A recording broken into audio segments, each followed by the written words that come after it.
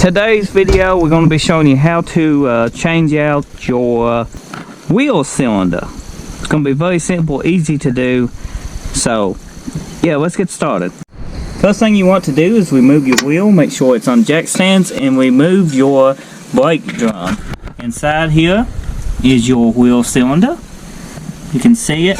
This is the wheel cylinder that goes on this 99 Suburban. They make two different ones. This is the one us uses, and this is the front side of it. This is the back side. This would be your bleeder screw here. I always recommend to go ahead and loosen these if you can before you install it, so you can bleed your brakes easier. This is where the bolts goes that holds it on. You got two. You can see if they got gunk or anything on them, you can about tell by the bleeder screw where the location would be. And this is where your brake line would go. But if you look in there, you can see the brake line and the bolts that held it in.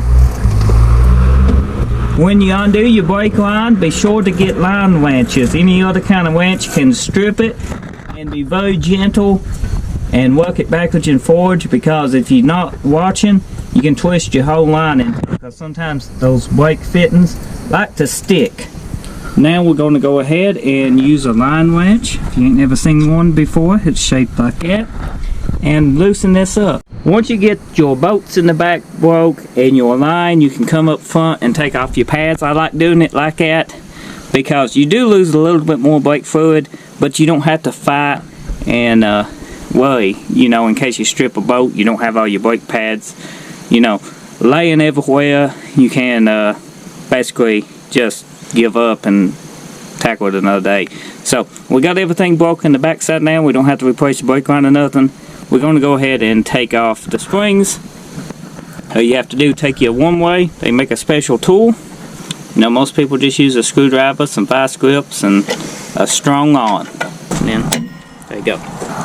So now if you this far, you need to take a photo of everything so you know how it goes. And you can basically pull your wheel cylinder out. You don't have to remove all your brake hardware.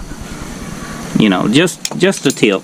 Sometimes they stick and you have to tap on them or use a screwdriver to pry. So we're going to try to work this in backwards and forwards, and it should pop out.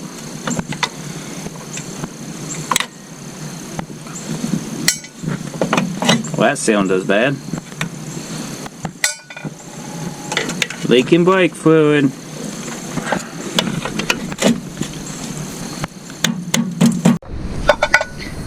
We got that out, the old wheel cylinder. Now this is a new one. It goes and installs the same way that it came out. Now go ahead and loosen your bleeder screw up. It makes it easier, or you can wait, whichever one you want to do. We're going to go ahead and loosen this one. That way we can bleed both sides. And don't over tighten your fittings, and don't cross thread them, or you're going to be in for a bad time.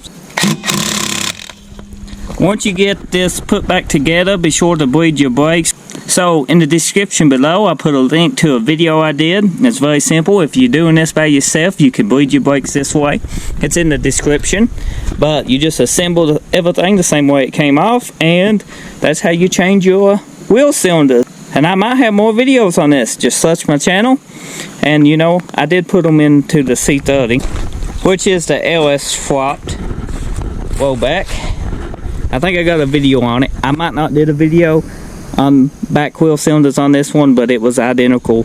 Most drum brakes is the same. So if you're new, get subscribed. If you ain't done a subscriber, thanks for watching.